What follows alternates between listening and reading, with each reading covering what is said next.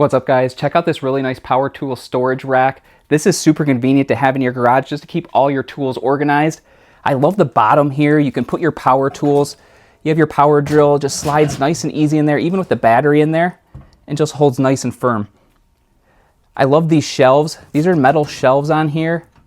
Just really nice and supportive. That way you can just kind of organize your tools however you'd like and just keep everything nice and handy.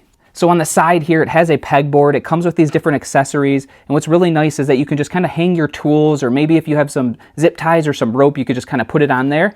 And it does have a pegboard on this side as well. It does come with this attachment. This is really nice just to kind of keep all your screwdrivers in one place.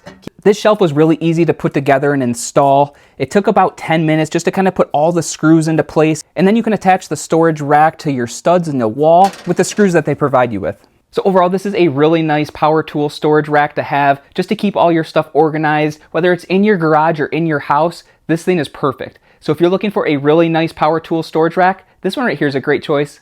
Thanks for watching.